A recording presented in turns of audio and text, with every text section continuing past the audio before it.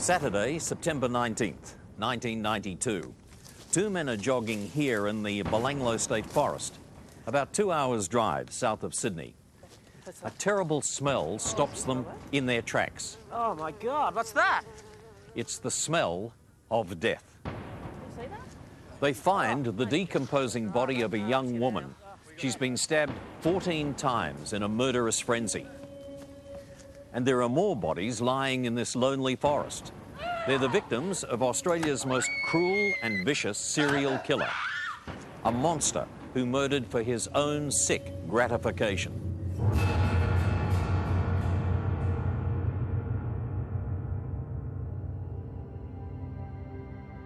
In the late 80s and early 90s, Australia is a mecca for backpackers. They're young, adventurous, and out to see the world on a shoestring. In just a few years, a billion-dollar industry springs up from nothing. Specialist hostels offer no-frills accommodation for young travellers. Here, they can meet other backpackers from all over the world, share their experiences, and plan new adventures. In late 1991, two young British women, Joanne Walters and Carolyn Clark, meet at a King's Cross backpackers hostel and become instant friends. Joanne, born on Australia Day, January 26, 1970 in Maesteg, Wales, is a bright and sociable young woman who gets the travel bug early in life, as her father Ray recalls. Yeah, she was very outgoing. The nature of the job she was doing, she trained as a nanny as well, and that's left a scope to sort of travel other countries, looking after children in different parts of the world. And I think it'd have been hard for her to settle down after it, because she just loved traveling. Caroline from England, Antonella from Italy. Carolyn Clark is a 21-year-old from Surrey in England. She's strong-willed with a devil-may-care attitude to life. Some say she can be a little sharp-tongued at times, and from an early age, she has a fascination with Australia. I think quite early on, probably from the age of about 10 or so, we'd always sit down in holiday times. They would always sit down and watch the Australian soaps, you know, Neighbours, Home and Away, that sort of thing. And gradually sort of took hold, didn't it? Yes. The goal of getting to Australia. So, and we certainly didn't discourage it. I think travel is fantastic for youngsters. Carolyn's dream comes true when she arrives in Sydney on September the 19th, 1991. In February, Carolyn Clark and Joanne Walters head to the riverina town of Mildura to pick grapes for 2 months. Then, on to Tasmania. Here, Caroline swaps her small, shabby tent for a blue 3-man tent owned by a fellow traveller, Steve Wright. Steve has accidentally torn a hole in the tent with his fruit-picking knife and has patched it together with address labels he made on a computer. Joanne and Carolyn returned to Sydney for a few days before leaving on the morning of April the 18th, 1992, Easter Saturday, to hitchhike around Australia. They take the train to Casula Station in Sydney's southwest, with plans to then hitch a ride to Melbourne and onto the Great Ocean Road and beyond. Then, Carolyn Clark and Joanne Walters disappear. We can't be certain what happened next, but based on evidence and police reports, what you're about to see is the surreal nightmare that unfolds for Joanne and Carolyn. It's believed that they accept a ride from a man in a 4-wheel drive vehicle. As the 4-wheel drive cruises south along the highway, country music playing on the car stereo system, the two English girls find this fit, muscular, rugged-looking Aussie bloke intriguing, even a little charming. So how long you been in Australia? He asks them all sorts of questions, but after a time, something changes. The man, who calls himself Bill, becomes quiet and sullen. Joanne and Carolyn aren't sure why. Was it something they said? All they know is that Bill is now more sinister, more menacing. He stops the four-wheel drive, makes an excuse to get out of the vehicle, Just want to grab a cassette from under the seat. I can't go driving without music.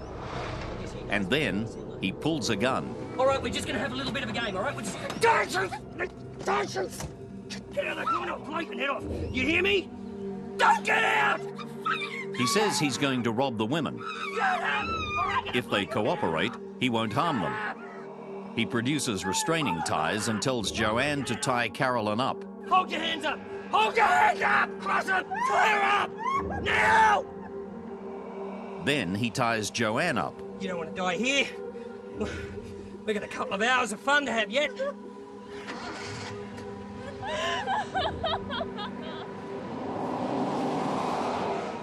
As he pulls back onto the highway, the assailant is in complete control, and the women are terrified. Calm down. There's nothing to be scared of. He tries to calm them. Fun, all right? Just going to play a couple of games, and I'll let you go, right? Unharmed.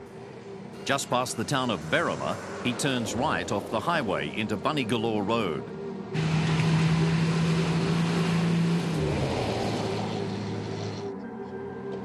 Carolyn and Joanne are being taken deeper and deeper into the remote, rugged bushland of Belanglo State Forest. Stay in the car!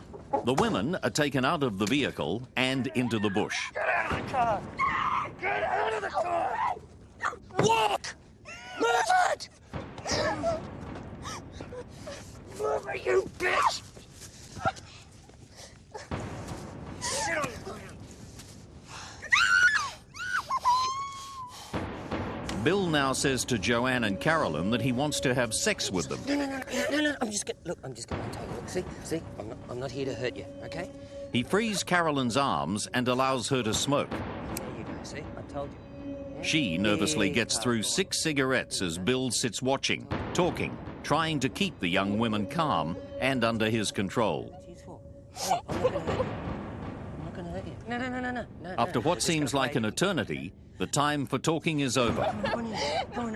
Give it. Carolyn is forced to her knees. Nothing to get upset about. Come on. A maroon-coloured sloppy Joe is wrapped around her head. No. Okay. It's all right. It's all right. Okay. The killer shoots her once in the head, killing her instantly. Joanne screams in horror. Shut up, you stupid bitch! Bill gags her and then returns to Carolyn. Shut up! He casually repositions her head and shoots once more. He acts out the same ritual again and again, firing a single shot, repositioning Carolyn's head and shooting again. It's a barbaric slaughter perpetrated coldly and calmly. After shooting Carolyn 10 times, the murderer stabs her once in the back as a final act of savagery. Joanne Walters is dragged away. There's a brief struggle, but Joanne is quickly subdued. 30 metres from where Carolyn's body lies, a hunting knife plunges into Joanne's spine, paralysing her. Her jeans are pulled down, her panties are cut off. She is raped. But this is not about sex. This is about power and control. Then, in a frenzied attack, she is stabbed again and again, the killer still hacking at her body after she's dead.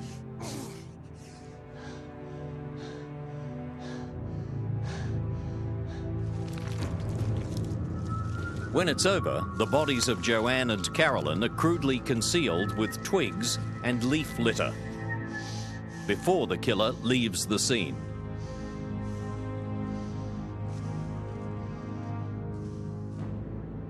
Weeks go by, and with no word from Joanne and Carolyn, their parents begin to fear the worst. When we didn't hear from Joanne, and we knew when Father Day came, and I hadn't received anything, we knew something was wrong, because that wasn't Joanne. She always remembered birthdays, and it was important to her. And we were down with friends in Cornwall. And on our way back, we got a call from Ray Walters saying, "We haven't heard from Joanne, we're getting worried, have you heard?" And I think that's when the alarm bells really started to ring very loud. On September 19th, 1992, 5 months after Joanne Walters and Carolyn Clark are murdered, two orienteers make a gruesome discovery. It's a human body, roughly concealed beneath a rock ledge. Local police are contacted and they attend the scene. The body is identified as being that of Joanne Walters. The following day, the remains of Carolyn Clark are found nearby. There are personal effects, such as coins and jewellery at the scene, but oddly, there's no sign of Joanne or Carolyn's camping gear. Joanne Walters' parents Ray and Jill had come to Australia after their daughter went missing. As Ray recalls, they're taking time off to visit the Sydney Opera House when the tragic news reaches them. And the next thing, two police cars came outside the Opera House, and they said they'd found what they thought was Joanne's body. They'd tried to put us in the car, and Jill was so upset she was trying to get out the other side. So it's a terrible experience. Well, I suppose you don't want to believe it, but you do. You have to. She can't give any further description of the clothing or anything. Just... A murder investigation swings into action. Detective Inspector Bob Godden is in charge. Put it in a run and shoot, mate. Oh, we set up a investigation post at Barrel Police Station, and we started to get information, and we started to carry out an investigation. Bob Godden takes Ray and Jill Walters to the forest. It was very difficult. They wanted to come down and view the scene. I took them out to the forest, and it was very, very emotional. Inspector Godden brings renowned forensic psychiatrist Dr. Rod Milton to the crime scene. As I recollect it, it didn't change over time, but I thought it was a person who was used to that kind of thing, who was very deliberate in expression of aggression, but who contained aggression, so that he was the kind of person that, if you like, have an iron fist in a velvet glove, but who would enjoy then exercising the iron fist and seeing people suffer, and then do so over a period of time in a very deliberate way. Investigators begin to compile a list of people who might fit the profile. A police ballistics expert, Sergeant Gerard Dutton, examines the bullets and cartridge cases found with Carolyn Clark's body. We found that Carolyn had been shot 10 times in the head with a small calibre firearm, and interestingly enough, these shots came from 3 different directions, basically the left side, the right side and the rear. During the post-mortem examination, we recovered 7 spent .22 calibre bullets from inside her skull cavity. My next sort of involvement was going back down to the scene where she was found and examining that area, and it was during that examination that we found another 3 bullets in the soil underneath where her head had lain, which had actually passed through her head. And with a metal detector, we made quite a large search of the area surrounding both bodies, and only several metres from where Clark's body was lying were 10 .22 calibre fired cartridge cases. Sergeant Dutton is able to identify the type of weapon used to kill Carolyn Clark. My laboratory investigations revealed that one gun had been used, and that it was, as far as I could determine, a Ruger Model 1022 self-loading rifle. What I also found in relation to the bullets that were recovered from her head and at the scene was that there was a very unusual gouge mark on some of these bullets. They were very typical of being caused by a misaligned baffle in a silencer.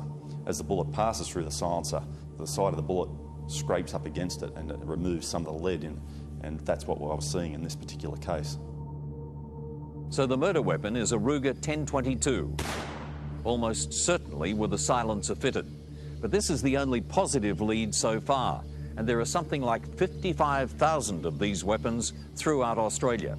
With so little to go on, investigators have serious doubts that the murders will ever be solved. Then, more than a year after the first bodies of Joanne Walters and Carolyn Clark are found, a local man makes a gruesome discovery in Belanglo Forest. It's the skull of a young Melbourne woman, Deborah Everest, who's been missing since 1989, almost 3 years earlier.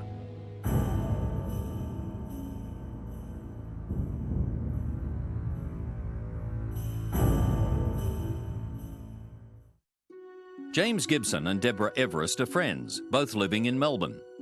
James is a slightly built young man. His trademark black hat covers long hair pulled back into a ponytail.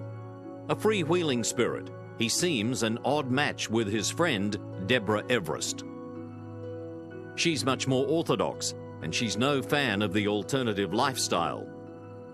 In the summer of 1989, James is keen to go to Sydney and then back to the border town of Albury for an alternative culture festival. He asks Deborah to go with him. At first, she's not keen, but eventually, after encouragement from her mum, Pat, she agrees to go. This was the first time she had been away from home. Her father had been sick, and she'd been helping me a lot, and she said, "Oh, Mum, if you really don't want me to go, I won't go." And I said, "Oh, the break will do you good."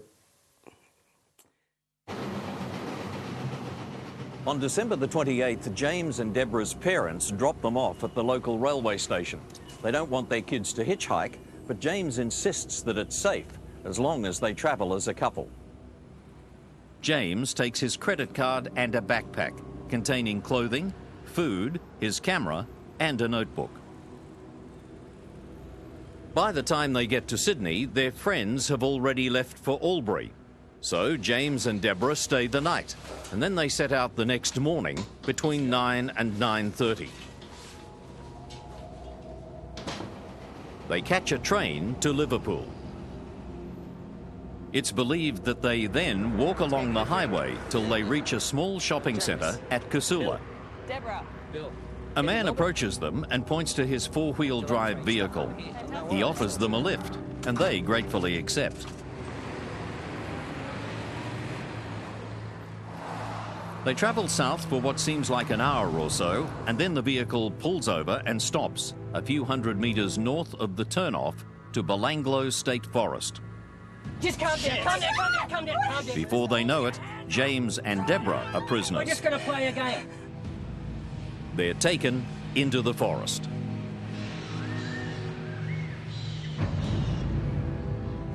Shit. James is quickly disabled by a knife wound to his spine, and then he's left as the killer turns his attention to Deborah. A short distance away, Deborah is brutally attacked.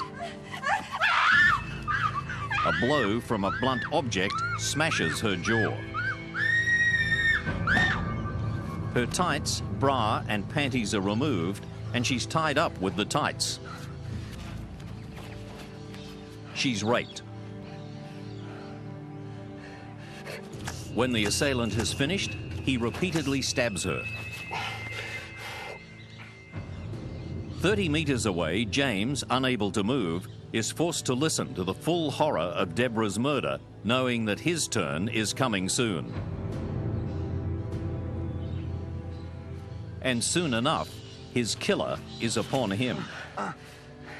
You bitch is dead. Now it's your turn. The knife, still wet with Deborah's blood, now plunges into James's chest. His body is roughly covered in twigs and leaves, and then the murderer goes home.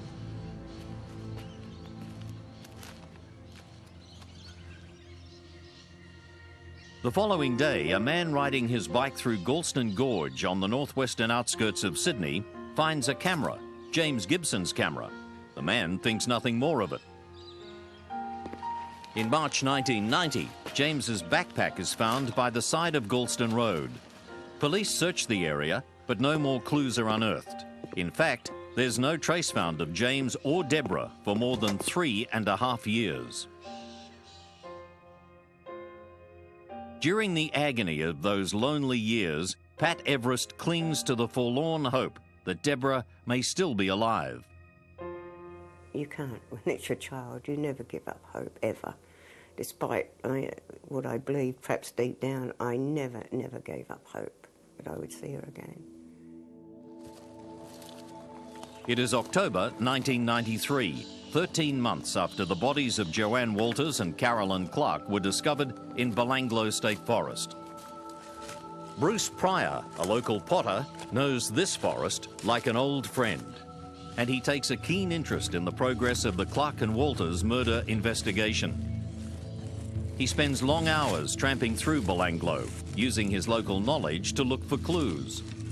He searches the area for months. Then one day in October, Bruce follows a hunch and drives his truck to a little-known fire trail called the Morris Trail. So I get out of the truck, lock the truck, and take my walking stick and head off through the scrub. And within 50 metres, I'd come across the thigh bone lying on the ground. So I picked it up and thought, well, it could be a kangaroo, but there was just the head on the femur, and a human doesn't have the large webbed bony protrusion that a kangaroo does.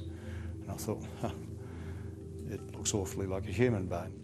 Then I put the bone back down on the ground, and at one point I'm pushing through this sort of pea scrub, and there's a skull on the ground. The remains are those of Deborah Everest. Bruce Pryor reports his grisly find to police. Soon, the area is teeming with investigators. One of them finds a black hat, similar to the one James Gibson was wearing before he disappeared. Then we wandered around to where the detective was indicating something beneath one of the trees, and in turn they stood up on a rock and just stared at what just looked like a flat area of ground with a whole heap of twigs and branches lying on it. And eventually I was invited to have a look as well, and it took me 60, 80 seconds before I realised that what I was looking at underneath the leaf litter and the branches was a skeleton. An examination of dental records proves that these are the remains of James Gibson. The forensic pathologist, Dr. Peter Bradhurst, examines the two bodies. He confirms that both died horrifically. And he gives an insight into how the killer disabled James before he raped and murdered Deborah. A stab wound in his spine would have paralysed him because the cut or evidence of the cut into the vertebral column indicated that it had gone through the vertebral canal and would have severed the spine. It seems highly possible that there's a connection between the murders of James Gibson and Deborah Everest in late 1989 and the killings of Joanne Walters and Carolyn Clark in 1992. And Bruce Pryor, the man who found Deborah Everest's skull, now finds that he's a prime suspect. My initial interview at the police station lasted 4 hours, and I was asked if I was involved in the murders of these people, which I found appalling that they would even think that I had any involvement whatsoever in their demise. So here I am, I'm sitting there waiting for the slap on the back and saying, I've done a good job, and suddenly I realise that I'm actually under investigation. Bruce Pryor will remain high on the list of suspects for several months before he's finally excluded. On October the 6th, 1993, Inspector Bruce Couch leads a police search through the forest. We first became involved when the Victorian couple were found. And our close-in compressed search of that immediate area and the surrounds, probably 200 metres square, we located some other bone fragments from bodies, and that took a number of days. It had to be specific, and one of the victims' bodies had been disturbed, I believe, by animals, so there were bone parts moved about. Superintendent Clive Small, a 30-year veteran with a reputation as an uncompromising, no-nonsense straight shooter, is put in charge of the investigation. On the day that I arrived, it was clear that it was a very remote area, a very rugged area, and one of the problems that existed at that time was that about 12 months earlier, 2 other bodies had been discovered in the forest not far from where this third body and the fourth body had been located. In most cases, there was very little of the remains of any of the victims left. They were in exposed conditions. They had been in the forest for several years. The murders occurred between 1989 and 1992, and we're now talking about 1993. So a lot of the conditions at the crime scenes and in the forest had changed over those years, and evidence that might normally exist at a crime scene was, or had a higher chance of being lost because of the time and the exposure to the elements. On October the 14th, a special task force is established called Task Force Air. Headed by Clive Small, the investigating team is under enormous pressure to get results. The pressure was quite considerable, and it was coming from a number of different perspectives. What we had, again, was a media that was trying to jump ahead of the investigation, so we had to get some control of that. The pressure on looking after the welfare of the police that were down at this location was a major issue. And of course there was a general political pressure that existed when we had stories of serial killers running around in the highlands and those sorts of reports. John Fay is the Premier of New South Wales, and the Belanglo Forest happens to be in the heart of his electorate. So for him, this is personal as well as political. The winner is Sydney, Australia. And just 1 month earlier, he had led Sydney's successful bid for the 2000 Olympic Games, based partly on Australia's reputation as a safe country. And then almost instantly, here was a country that had some dark secrets, that was getting publicity all around the world. It seemed so contrary to all that we'd represented as being Australian. And I must say that it made me very apprehensive to put this matter to rest. Now a team of 40 police is combing the forest for clues and possibly more bodies. We were aware that there were a number of people missing. What we certainly couldn't tell at that time was, of all the people we had listed as being missing, who of those could be in the forest and who were not relevant to the forest. November the 1st, and the worst fears of investigators are realised. Another body is discovered. It's the remains of Simone Schmidl, a young German woman, murdered and left in the forest for more than 21 months.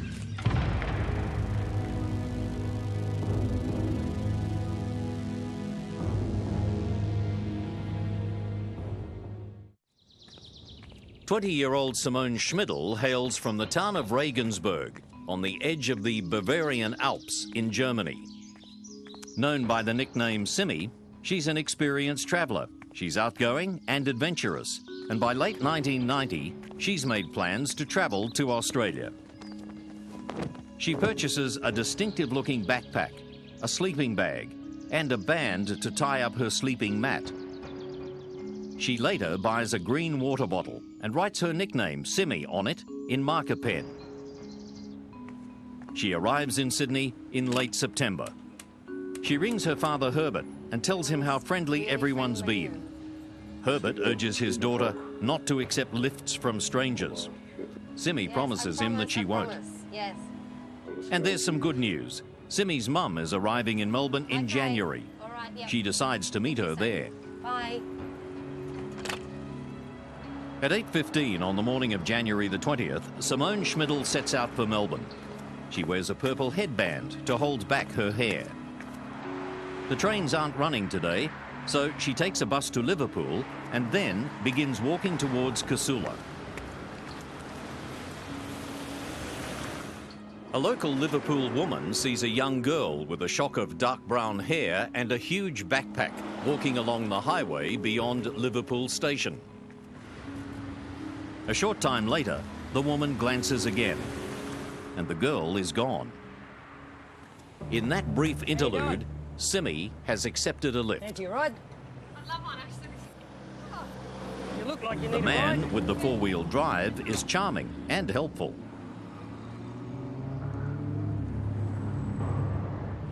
As they drive south past Mittagong, the driver becomes more aggressive.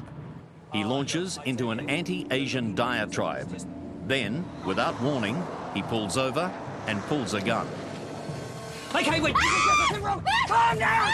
Calm down! Calm down! You're yelling, get no play off! Calm down! Simi is helpless. You gonna stay calm? The man quickly gains complete control, binding the terrified young woman with an elaborate wire and rope restraining device. Stay nice and calm. Okay. At the same time, he tries to reassure her that she'll come to no harm if she just gives him what he wants. You calm? Feeling good? Good. The vehicle turns into Belanglo State Forest. Simone is gagged and taken into the bush.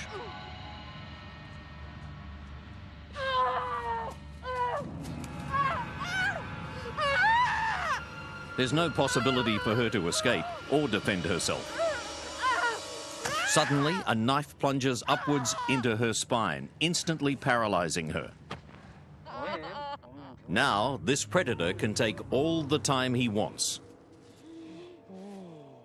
Only one person, the killer, knows how long this innocent young woman is made to suffer. But finally, her terrible ordeal ends with 4 horrendous knife blows. Ready? The murderer takes a few moments to survey his handiwork. Then he covers the body of Simone Schmidl in leaf litter and twigs and walks away.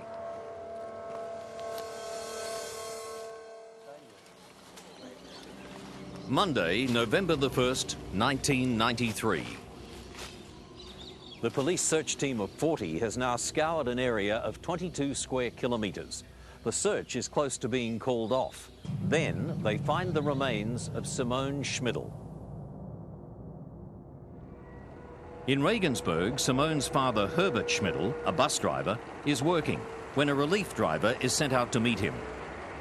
Then his wife arrives with tragic news. Dann stieg ich ins Auto und da habe meine Frau mitgeteilt, also am Radio über die. And as I got into her car, she informed me that they had announced on the radio that Simone's body had been found. To me, that was unbelievable. And I started shaking all over. Detectives in Bowral recognise Simone's purple headband from photographs in their missing persons file. She's dressed in the clothes she was wearing when she was last seen. But her backpack and camping gear are nowhere to be found. Clive Small is attending a conference in Sydney when he's notified that a 5th body has been found. He suspects that it won't be the last. By the time we got to the discovery of the 5th body, based on the records that were available and what we had at the time, we suspected that there were probably another 2. The search team under Inspector Bruce Couch is dramatically increased.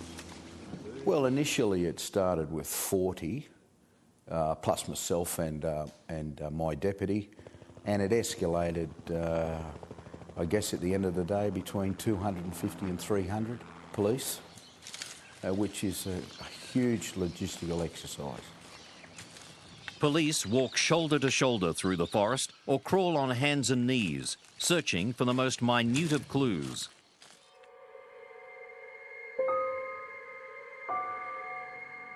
Then, on November the 4th, the bleak forest gives up another of its dark secrets, and the body count rises again. Gabor Neugebauer is a strong, fit young man from Germany. During compulsory military training in Munich, he meets Anja Hapschied, a pretty girl with long reddish-brown hair. They're both shy and reserved by nature, and they make a perfect couple.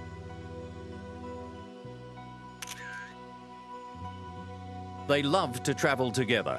After backpacking through Europe and around Asia, they arrive in Sydney in time for Christmas 1991.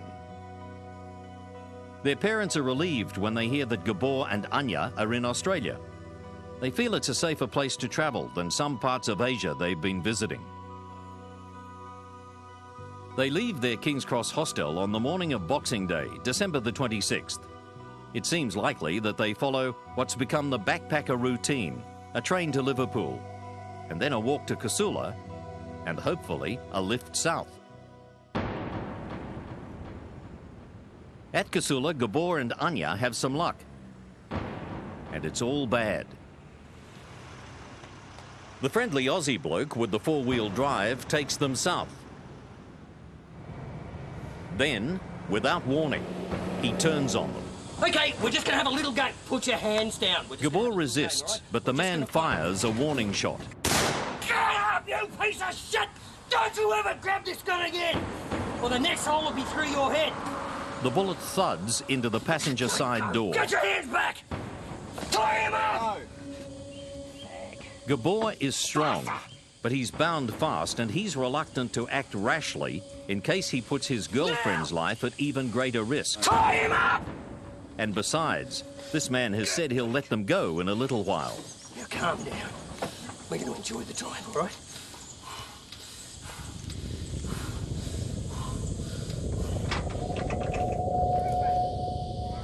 But soon, the kidnappers' intentions are clear.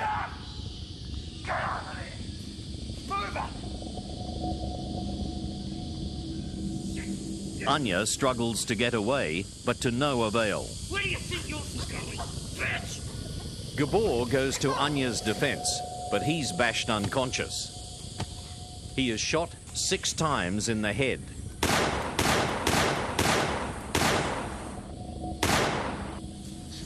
Anja knows that she too is doomed.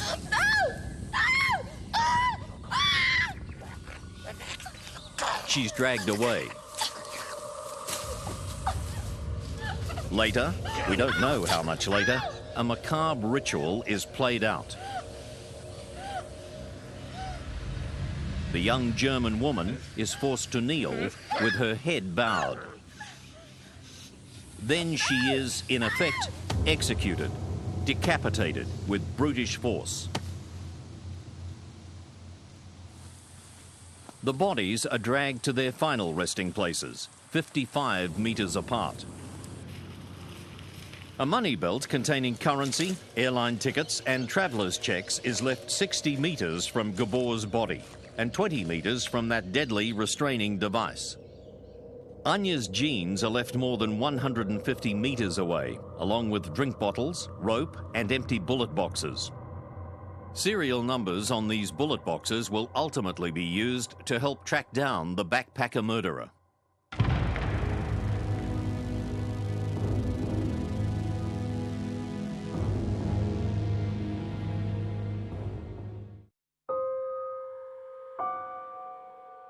November 1993. So far, the bodies of 5 young travellers have been found in the Belanglo State Forest, a 2-hour drive south of Sydney along the Hume Highway. James Gibson and Deborah Everest from Melbourne, Carolyn Clark and Joanne Walters from the UK, and Simone Schmidl from Germany.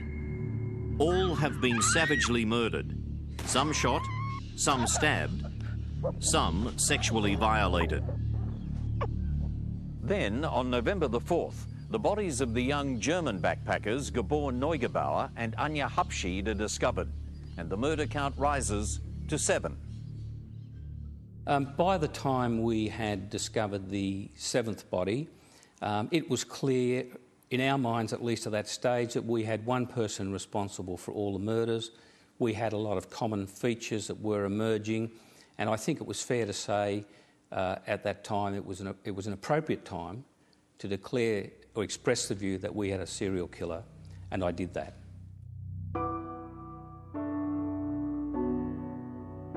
In Germany, Gabor Neugebauer's parents, Manfred and Anke, are informed that their son's body has been found. Bob Gordon told us.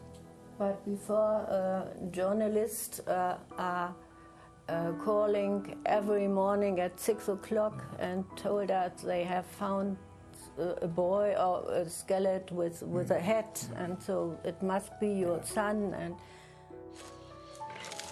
after an exhaustive search of the murder scene, ballistics expert Sergeant Gerard Dutton has some useful evidence to examine. We found a number of Winchester cartridge cases and a number of Ely brand cartridge cases, as well as bullet damage to trees and other things. And this was quite exciting because once I'd had an opportunity to examine these cartridge cases, I was able to establish that the Winchester cartridge cases had all been fired in the same weapon that was used to kill Carolyn Clark. And now we had a definitive link between two of these murder scenes. Did he say where he was when it happened? On November the 9th, a toll-free hotline is set up. The response is so overwhelming that a sophisticated new computer system has to be devised in order to handle the avalanche of information from the public. At this early stage, there are numerous persons of interest, but there's one local family name that keeps cropping up. The name is Milat. A number of people mentioned the Milat family as being suspects for the murders. The reasons that were given were very general, but they included things like they were locals who had an intimate knowledge of the forest. A number of the brothers were very much into guns and were described as being gun freaks. A number were in fact members of gun clubs. The family had some run-ins with the police. They were seen as loners who lived by themselves, who looked after one another, who didn't interact with the community or police. And I think it was that sort of what I might regard in American terms as sort of being hillbillies, in a sense, that drew attention to them. Police receive a phone call about a man calling himself Paul Miller, who's been known to make strange and menacing statements to his workmates. Before any bodies have been found in Belanglo Forest, he says, "I know who killed those Germans." And later he says, "There are more bodies out there. They still haven't found them all." Inquiries reveal that Paul Miller is actually Richard Milat. A short time later, a barrel detective visits the local pistol club, following up the list of Ruger 22 gun owners who might be suspects. He's approached by Richard Milat's brother Alex, a member of the club. Bob Godden recalls his story. Well, Alex came forward and made a statement that he was driving along the road there that leads heads towards the forest, and he saw two motor vehicles racing down the track into the forest, and he happened to notice that the two girls, one in each of the vehicles, and they were bound and gagged, and that there were four men in each of the vehicles, I think it was. But we were a little bit sceptic about it because of the way that he told it, and he must have had tremendous observational powers to see what he said he did. I don't know whether he was actually trying to put us onto a line of inquiry into the Milat family, or whether or not he was trying to put us the other way. I just don't know. Alex and Richard Milat are amongst 14 children born to a Yugoslavian immigrant, Stephen Milat, and his wife Margaret between 1939 and 1962. Guns figure in the lives of the Milat boys from very early on, as one brother, Boris, recalls. I can remember that the guns scene turned nasty there one time. Dad built a big packing shed, and we used to play cowboys and Indians with slug guns. We'd actually shoot at one another, and I was hit a few times, but this time I was, Alec being the shot he was, must have got carried away, and I put my head up, and next thing, bang, he shot me right in the front of in the forehead. And Dad seen that, and he took the guns off us, and I think if he was alive, he'd still be chasing Alec up the paddock. I'll never forget that. There are 10 Milat brothers. Several of them are in trouble with the law from an early age. One brother, Ivan, is known to be a gun fanatic, and he owns a four-wheel drive vehicle. He has a criminal record going back to 1962, when at the age of 17, he was found guilty of theft. In 1971, he's charged with abducting 2 young women and raping one of them. But at the subsequent trial, the women, both under psychiatric care, are no match for the Milat family's solicitor, John Marsden. The 2 young women came in and gave evidence, and they, quite frankly, stuffed their evidence badly and admitted that it was a consensual act. I never know whether it was or was not, you never know that, but the jury found him not guilty.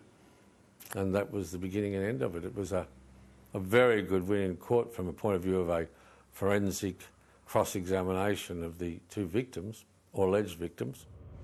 With the Milat family under scrutiny, investigators set out to find the owner of the Ruger 1022 used to kill Carolyn Clark and Gabor Neugebauer.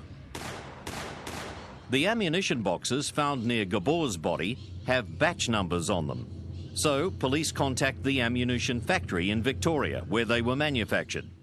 We sent police down to Melbourne. They went through the records of the factory and were able to identify that they'd been sold in the year or so prior to the first murder, and that they'd been sold to something like about 55 gun shops around Australia, and about half of those were in New South Wales, and a number of them were in the Sydney area. One gun shop in Sydney's west is found to have sold bullets from the incriminating batch to a man using the name Ivan. Ivan Milat works on road gangs for the Roads and Traffic Authority. The work takes him to a variety of locations, including a number of unsolved murder scenes. He was also working in the Galston area, northwest of Sydney, when James Gibson's backpack and camera were left there. And what's more, police inquiries revealed that Milat was not at work when all 7 backpackers disappeared. Clive Small has a burgeoning file on Ivan Milat and his brothers, but there are still too many pieces missing. Then a story emerges that will put Ivan squarely in the picture. It's a story that's been buried since shortly after the first murders took place. In late 1989, a young Englishman, Paul Onions, arrives in Sydney with plans to see as much of Australia as he can. On January the 25th, 1990, he sets out for Melbourne, hoping he can hitch a ride at least part of the way. At Casula, he accepts a lift from a man in a four-wheel drive vehicle. As he settles into the vehicle, Paul, a keen cricket fan, notices that this bloke Bill looks a bit like the great Australian fast bowler Dennis Lillee, with that characteristic long, droopy moustache. A few brothers and sisters, yep. Bill starts to ask Paul Onions questions. Does anyone know you're headed down to Melbourne? Are you meeting somebody tonight? So you're out here all by yourself? That's right. It's brave. Bill says he lives locally. He's divorced, and his family is originally from Yugoslavia. Yugoslavia, over your way. But as the afternoon wears on, Bill's mood changes. He becomes withdrawn. Paul can't get a word out of him. But Paul's never hitchhiked before. He doesn't know exactly what to expect. Maybe he's being overly suspicious. Then, south of the town of Berrima, Bill says he needs to pull over. We're just about out of radio range, so I'm just going to look for a spot to pull over and grab some tapes. That doesn't make sense. There are tapes right there, between the driver's seat and the passenger's seat. Paul is becoming edgier as Bill finds a place to stop. Wait, I just got to grab those cassettes. I got to have music. Paul gets out to stretch his legs. What are you getting out of the car for? Get back into the car. But Bill turns How on do I give him. you a ride if you're not in the car? Paul looks around to see how much traffic is on the road, just in case he needs to make an escape. Look, I've got to get this cassette. Stay in the car, will you? All He right? tries to calm I don't know where himself you are. down, tells himself he's just being paranoid. Right, this is a hold-up. This is a hold-up. Relax, relax. You know what this is? You know what this is? Calm down. Stay in the seat. Don't get out of the seat. Paul Onions isn't being paranoid. This man is going to kill him. What are you doing? What are you doing, you stupid shit? He dives out of the vehicle and runs for his life up the highway. Bill grabs his gun and shoots. A local woman, Joanne Berry, is driving south with her sister and her children, and she comes across the scene. Passenger side guy was trying to wave down a car as if something was terribly wrong, and the second guy tackled him on the road, pushed him onto the medium strip. They seemed to wrestle a bit there. Then the first guy got up again and was running onto the road trying to wave down cars. Got tackled again. Got up again, ran, and he stood right in front of my vehicle in the lane. I'd been slowing down because I didn't want to run over anybody. He came up to the driver's side window, said, "Help me, he's got a gun." I initially said, "No, look, I've got all these kids, I can't do anything." Somehow I got off the road. The first guy hopped in. Get out of here, get out of here, go! I reversed up the side of the road. We sat there and watched as the driver of the four-wheel drive started running back to his car. He looked to be hiding something, you know, like he was running as if he had his arms folded across his chest. He hopped in his vehicle and just drove off. And I then drove up, did a U-turn where I could and drove back to Barrel. A constable takes a statement from Paul Onions here at Barrel Police Station. Another officer calls in a bulletin on the police radio, but there's no real urgency. This seems to be no more than a routine case of attempted robbery. Paul hears nothing further about the incident and eventually returns home to England. The police report is lost. Before that report resurfaces in early 1994, Simone Schmidl, Gabor Neugebauer, Anja Hapschied, Joanne Walters and Carolyn Clark will lose their lives.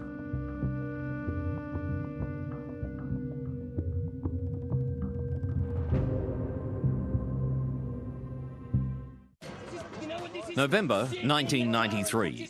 Paul Onions has been safely back home in England for more than 3.5 years since his terrifying encounter with a would-be murderer who called himself Bill.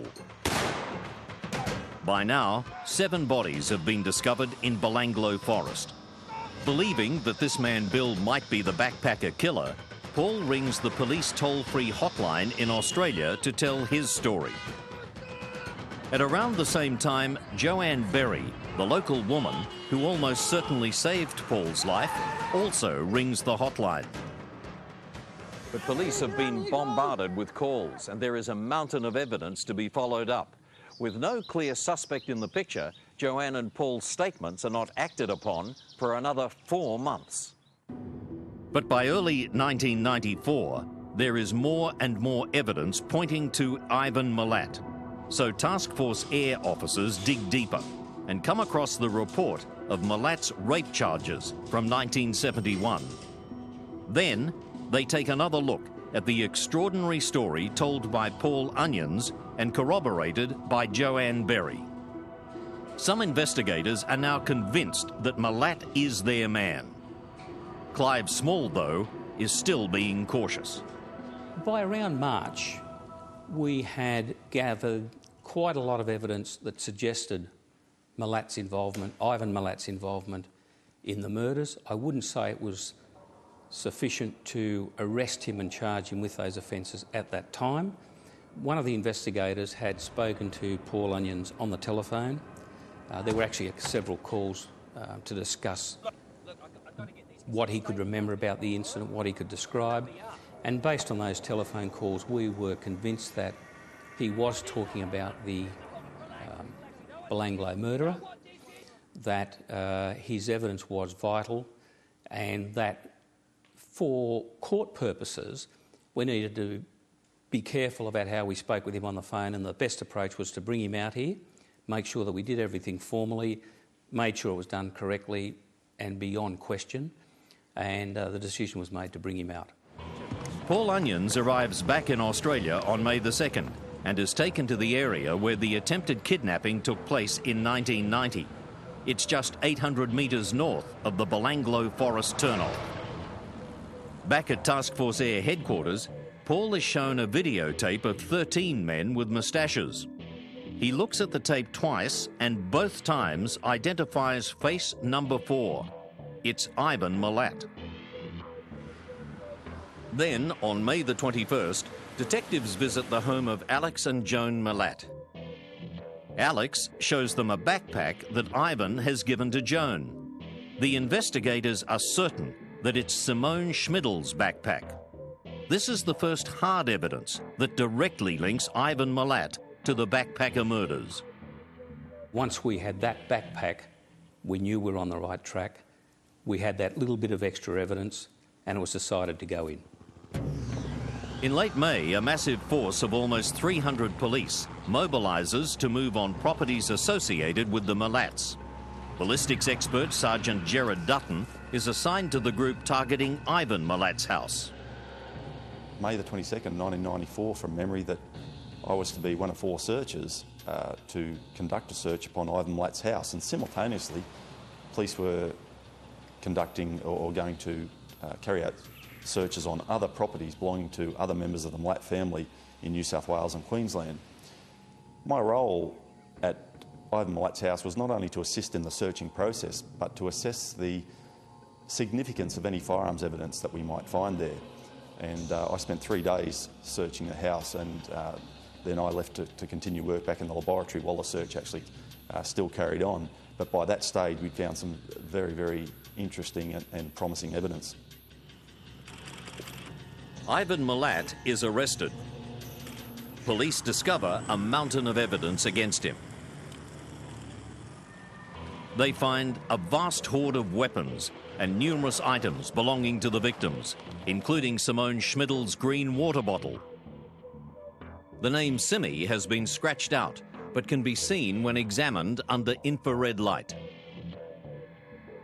A pillowcase is found in Milat's garage. It's similar to the one seen by Paul Onions, and it contains elements of a restraining device, including sash cords stained with blood, almost certainly the blood of Carolyn Clark. A photo is found of Milat's girlfriend wearing a Benetton top, identical to one owned by Carolyn, and it's of a type that's sold in England, but not in Australia. At the home of Richard Milat, police find sleeping bags belonging to Carolyn Clark and Joanne Walters, and the tent Carolyn's been given by fellow backpacker Steve Wright. Richard Milat disputes the findings to this day. It was not Carolyn Clark's tent. We identified that tent at the courthouse not being hers. I don't know what they found at the court, but as far as I was ever concerned, it was never her tent. But the tent has a hole, repaired with computer tape, consistent with the hole that Steve Wright had made with his fruit-picking knife. At the home of the Milat matriarch, Margaret, the search uncovers weapons and a crucial piece of evidence, a blue Next brand shirt belonging to Paul Onions. And there's more of the victim's property and a large amount of weapons and ammunition scattered over several other Milat properties. Some of the ammunition matches batch numbers found at 2 of the murder scenes. But the most incriminating discovery is found in a wall cavity in Ivan Milat's home. An officer shows it to Gerard Dutton. He'd recovered this bag and he looked inside, and that's when he called me. And so when I went up and had a look, I couldn't have been more excited, because inside that bag were components of a Ruger 10-22 rifle. And in particular, there was the trigger assembly, an aftermarket magazine. The item of most interest to me, it was a Ruger 10-22 breech bolt assembly. And I was tremendously excited, because that offered a real potential to marry up the marks that were left on the cases in the forest using that particular component. But Clive Small still doesn't believe he has the smoking gun, the hard evidence to charge Milat with the 7 backpacker murders. The initial warrants were for both the attempted murder of Paul Onions and the belief that he might well have had, and other members of the family might well have had property or other evidence relating to the murders of the 7 backpackers.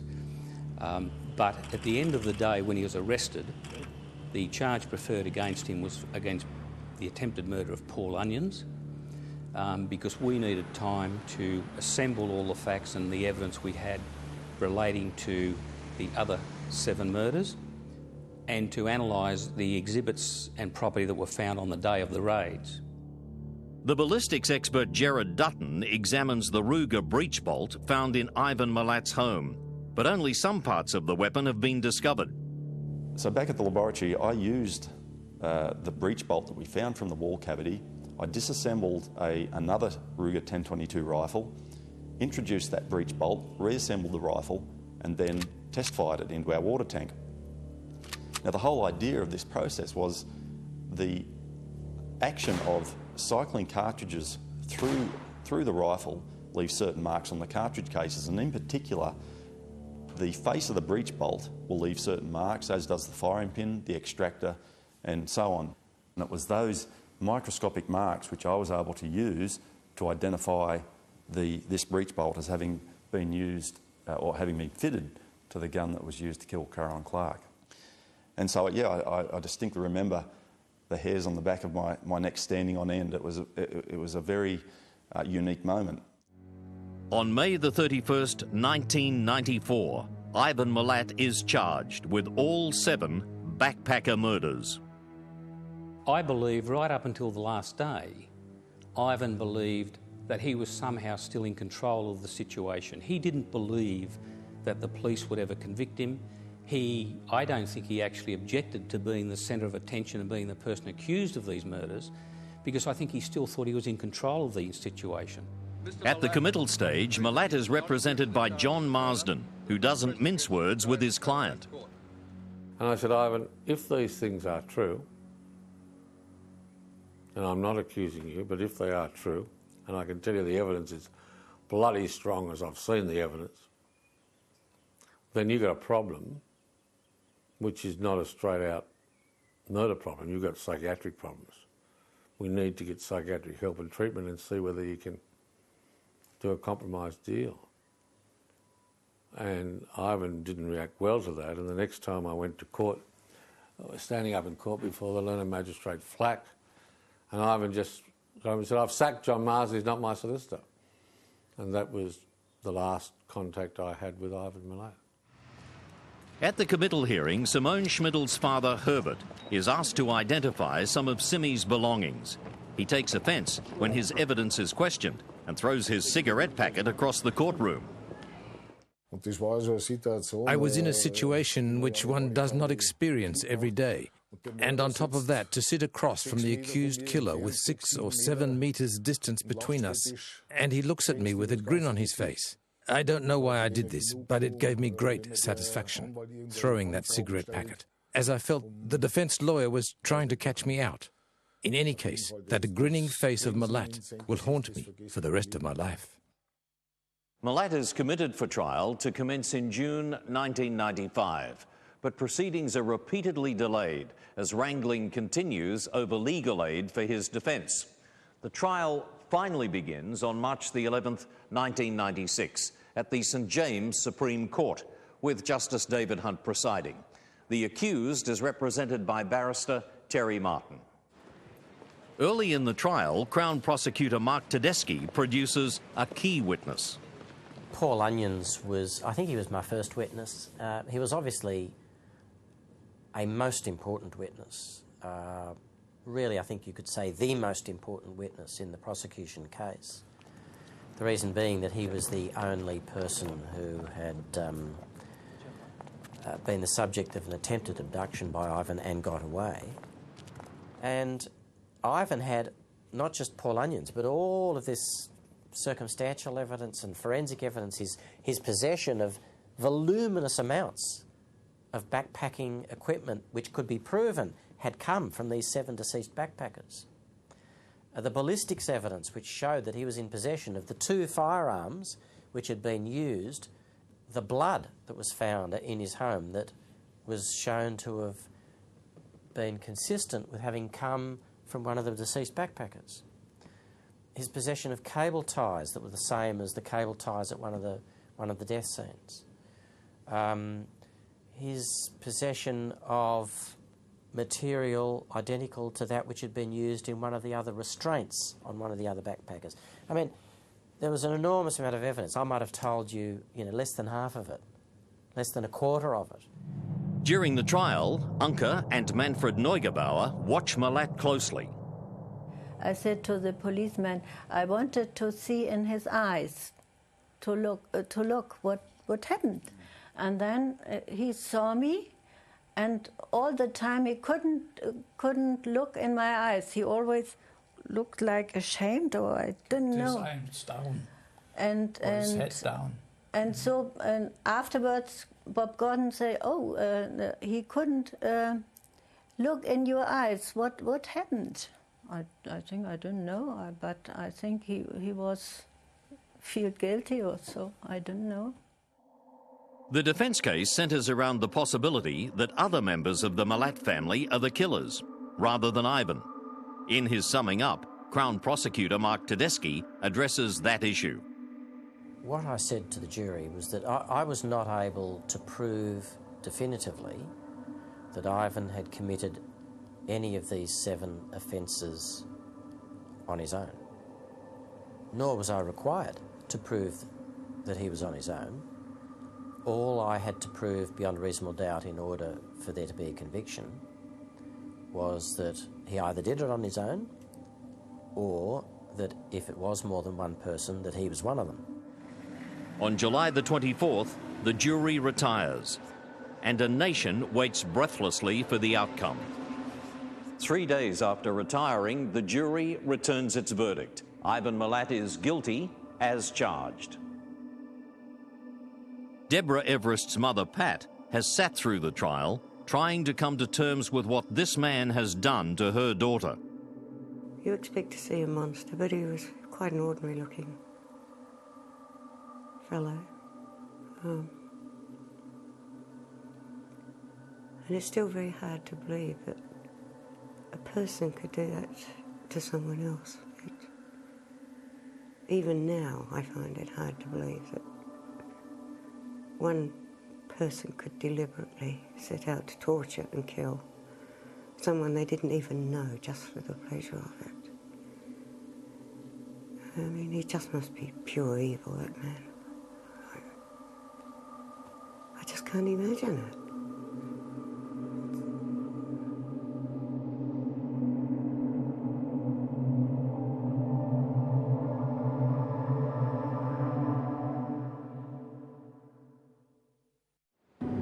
On May the 27th, 1996, Ivan Milat is convicted of the 7 backpacker murders and the abduction and attempted murder of Paul Onions. Carolyn Clark's father, Ian, recalls the scene as the verdict is handed down. There was a tremendous amount of emotion and relief once the verdict came. And there was sort of, controlled screams of delight, I think, when we got the verdict, which, or there were 8 verdicts, in fact, and he was thankfully guilty on all of them. But it was a very emotional time. Milat is sentenced to 6 years in prison for the robbery and attempted abduction of Paul Onions. For the murders of the 7 young backpackers, he is sent to prison for the term of his natural life. He is far from a model prisoner. He attempts to escape, goes on hunger strikes, and swallows razor blades. Today, Milat lives separate from other prisoners in the Supermax section of Goulburn Jail. He continues to protest his innocence. I think there's remnants of Ivan's control freak attitude still left with him. The reason he, in my view, why he won't admit to these offences was because While he doesn't admit to them, he still thinks he's got you over a barrel. The other reason, I think, is because he realises that once he admits to it, everything's gone. He's got no control. He's got no chance of getting out. He's got nothing that anyone's interested in anymore. Whatever they think privately, most of the Milat family say publicly that Ivan is innocent. If you think your brother never did it, and you think the police set him up, or mistreated, well, why would you think that he was guilty? Just because the policeman come and told you that he did it? Well, what, was he there with him? And I had a few dealings with the police, and I wouldn't trust them. The ability of people to deny reality is great, and family members can readily deny that someone in their family has done wrong. I don't think that's always in their service, and I think when families would feel ashamed of what a family member had done, would seem to me to be a healthier way and perhaps better for the person who'd committed the crime. But to support someone who had committed such a crime is thereby endorsing the crime. But Boris Milat has broken ranks with the family. He's in no doubt about his brother Ivan. I'd like to say about Ivan is that I see Ivan as a completely evil person. And I would say that if he never got caught, he would have went on to more evil things. And to the point where he was so dangerous that he was so charming and so that he was dangerous in that alone because it'd disarm everybody. The animosity between Boris and Ivan goes back a long way, to the days when Ivan was having an affair with Boris's then wife. At one point, Boris even plans to shoot his brother, but he backs out at the last minute. And people today will not, and fail to accept, people that know him, that he's done this thing. I've got no problem at all with it, because he's evil. He's just plain evil. And that's it. And there's very few people that you will come in contact in your life that is evil as this man, I can tell you now.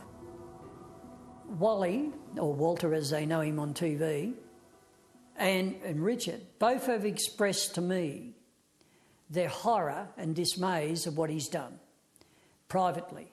But they won't come out in public and say it. But they say it to me, and they believe it. I can see they're hurt by what's happened. Ivan Milat's guilt is beyond doubt, his depravity beyond comprehension. But many questions remain unanswered. Did he act alone? Or was there a second person involved in at least some of the murders, as was strongly suggested at the trial?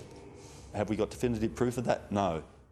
To my way of thinking, in all the years I've been doing forensic firearms casework, if you only had the one shooter there with 2 rifles and 2 boxes of ammunition, I think the likelihood would be quite high that some of that ammunition would have been fired in both rifles, and we would have had evidence of that, but that wasn't there. And so I would lean towards guessing that there were two shooters at that particular location.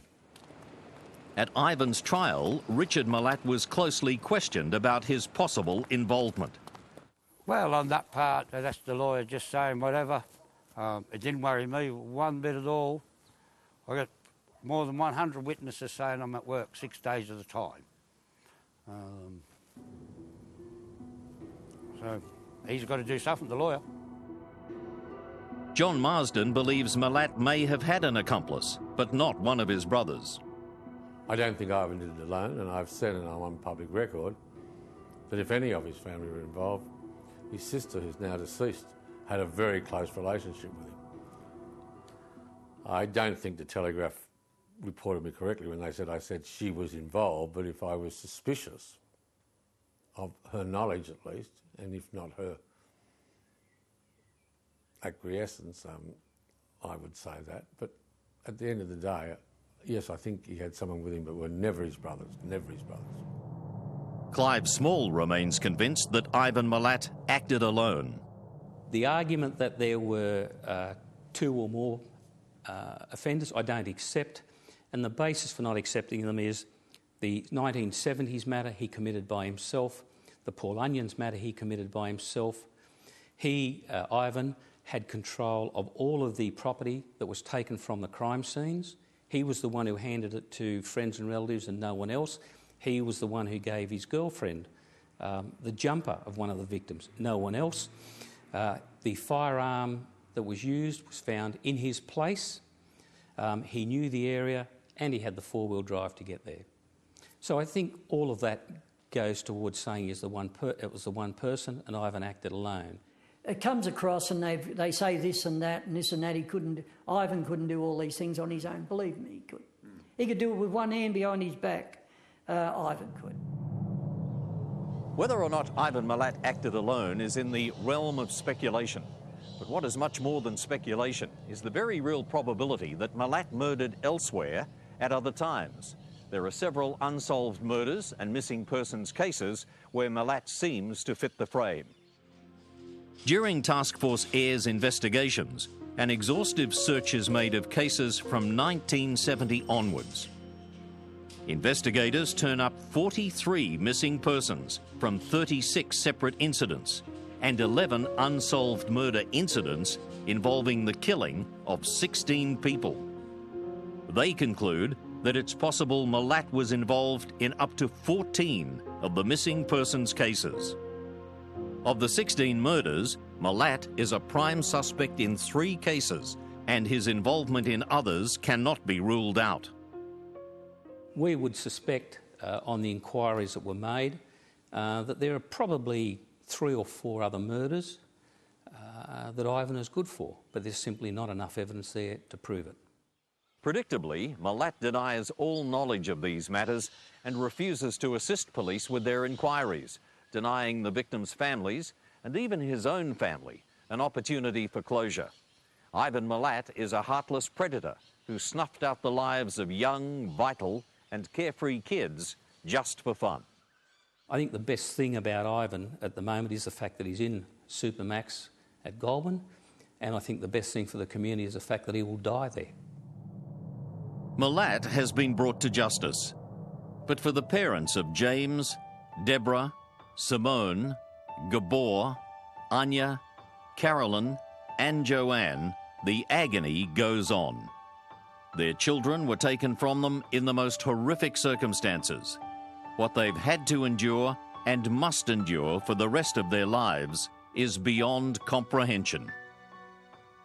Der Milat, der hat mein ganzes Leben.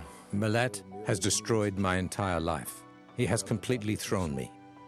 No one will ever know the pain I go through. An outsider has no idea what one has to cope with and how you have to experience it yourself to know what it is like to lose your only child. I feel so sorry, so down, really. It comes always from time to time. And it is still, now 15 years after this event, or this accident, or this, it's not, it's still worse. It's still worse, sometimes even more emotional. Even now, I wake up sometimes and think, perhaps it was just a dreadful mistake. Perhaps it wasn't her at all, you know. I don't think your brain ever really accepts the loss of a child. Ever. I think you do come to terms, and you have to if you're going to have any sort of life. But you never stop grieving. You know, life does go on, but, you know, Caroline is in a little special compartment of her own, and you live round her, but you can always go in.